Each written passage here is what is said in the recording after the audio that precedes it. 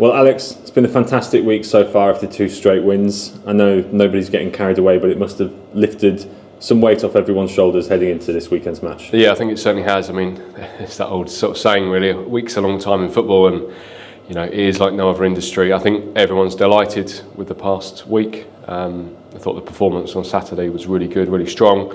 It could have been more, and then I thought Tuesday night we were exceptional, particularly the first half. It was a game in 2 halves. We were brilliant, really forward, focused, attacking, got the goal, and I thought the second half we dug in really well. But all in all, 2 fantastic results. There's a third game to come this week. We spoke about there being 9 points available, different mindset. The international break has really served us well. And I think credit to the board and the owners. They had to make a difficult decision. It was probably a decision that people weren't expecting, but there was a lot of factors at play, factors that you can't always see. But the environment has been good. The players have trained really well. There's been a really positive energy around the place, and how we ended up being on 1 point after 9 games is probably quite baffling. But the reality is, players are starting to come back. Things are starting to click. There's a long, long way to go yet. The season's by no means over after the first sort of dozen games, but hopefully as a collective we can keep working hard. We think we've got the right people in the building, and over the course of the season hopefully we're going to end up where we want to be. And a good start to the season for the women's team too, who seem to have kicked on another level from previous years. Yeah, I think sometimes it goes under the radar, but Darren there is doing a fantastic job. I think it's great to see some of the under-18s coming through into that squad now, the hard work of those guys over there and what they've been doing. And I think if you look at what's being achieved, it's gradual, slow progress, but it's progress in the right direction and a sustainable manner, and has been what we've really been trying to achieve over the last couple of years with them. Where are we at with the stadium? It's been a little while since we've heard about anything on that front. Yeah, so I think like any project, there's always going to be different hurdles to overcome. There's going to be different challenges, and I think what we've been doing in the background is trying to get the right things ready for us to go forwards on this. We know that planning is going to take between 6 to 8 months, but we have to get all of the right stakeholders involved. We have to get them on board. We need to educate them, and we also need to get all those ducks lined up, ready to go. And that's what we've been doing in the background. We've been working with a company called Blue Rock Sports, who have been doing a lot of business case work for us. It's all very well saying we want to create an 11,500 capacity stadium and we want X many seats and X many lounges and X many facilities. But the reality is there needs to be a really strong business case behind that. We need to understand what the average crowd needs to be for us to get a return on that investment. And we also need to understand what we can do and what we can't do from a regulatory perspective, but also from a planning perspective. That's quite a long process. It's been a process that has taken time to get clear understanding of those aspects, but also for us to really know what we want to do and have clarity. I'm really pleased to say we're nearly there with that, and we'll be coming out with something very soon to update supporters as to what the timescale looks like and what we hope to achieve between now and the end of the season. Good stuff. And how about the crest? I know that an announcement regarding that is fairly imminent. Yeah, I think we were fairly clear on that. It was important that after the month of consultation we went out and got people's opinions via survey. That's come back. I think we had over 7,000 responses, which is really positive to see that so many people have engaged in the process. And we'll hope to next week make that announcement as to where we're going and what that new identity is going to look like. We're not going to use it until next season, but I think it's important that we share the results with people, we explain the direction we're going in and why we're going in it, and then we can get on and do what we need to do in the background ahead of a June launch. And it was only a couple of weeks ago that the foundation had their gala dinner and strategy launch for the next few years.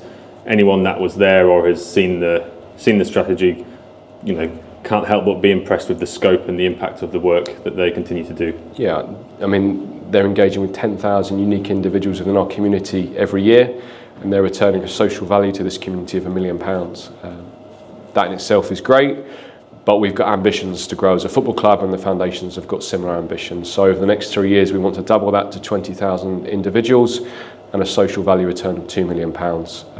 That will take a lot of hard work, but I've got no doubt that the team that are in place there will deliver that and continue to grow and develop alongside the club. And one thing that you said on that night, actually, which was really interesting, was how the foundation are, they act as essentially like a vehicle, our biggest advertisers, which is a different way to look at the work that they do and the fact that they reach all these different people and all these different communities with our badge on. Yeah, I think first and foremost, it's something that we have to do as an organisation. We want to do it. and we have the ability to do it. So, for us, it makes complete sense, but there are very few businesses in the world where a subsidiary, or in this case a charity, goes around and promotes the badge, the crest, the work of the football club. We spoke about the cycle is that we can engage with as many people as possible, improve their lives, but also engage them here on a Saturday here at the Abbey, and we're starting to see the benefits of that. And there's some great work taking place, and it's also great to see those people engaging here come 3 o'clock. And on the engagement side of things, currently in the middle of our attempt to break the Guinness World Record for the most signatures on a piece of sports memorabilia. Do you feel as though it's been a worthwhile exercise so far, and how's the attempt going? Yeah, I think while we're doing it, lots of people have said, what is this? It's important that we engage with as many people as possible in the community of Cambridge. Amelia Edwards joined us recently as our support engagement officer, and this is an opportunity for her to go and take the brand of the club into different areas of the community that we maybe don't engage with. It's an opportunity for us to go and knock on the doors of businesses that maybe we haven't been able to get through. But it gets people talking about the club. It's fun, and look, if we can break the record along the way, then that'll be brilliant as well. And on a similar sort of note, the club have made some strides in the past week or so relating to EDI.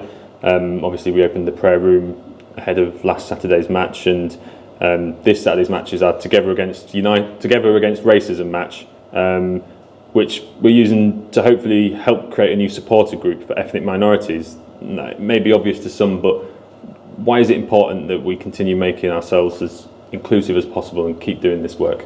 I think we want to be the biggest we can be as a football club. We want to be the most successful we can be. To do that, we have to remove barriers on 2 fronts. From an employment perspective, we want as many people as possible to be attracted to come and work at the club or to come and volunteer at the club. To do that, we want the best people possible. We need to make sure that they can have access to us from an employment perspective, that we're an attractive employer, and that we create a great environment for them. And from a wider perspective, in terms of a match day, we need to remove as many barriers as possible to make this an attractive proposition for people to come and spend their Saturday afternoons here at the club. So all the work we're doing, whilst it might be labelled as EDI, it's really about removing barriers and making this football club as accessible as possible to as many people as possible. And that includes a new board that's being set up as well? Yep, so as part of that, we're putting together an external EDI board, which will help advise the club on some of its policies, its practices, but again, a completely different perspective on what we're doing, and hopefully be able to guide us and steer us in a direction that makes us as most accessible as possible for everybody in the community. And finally, big game on Saturday. What's your message to the supporters? I think firstly, thank you. Thank you for sticking by us. The crowds have been phenomenal today. The atmosphere here last Saturday was excellent, and the atmosphere on Tuesday night was simply incredible. Some amazing scenes at full time, and look, this is about collectively moving forwards together. I thought the 90 minutes, it was, from first minute to last minute, the fans didn't stop, and we'll need that again on Saturday. Burton are in the same position we were in this time last week. We all know what's happened for us in a week of football, so it won't be an easy game by any means, but I'm sure with your support we can make a real difference, and looking forward to Saturday.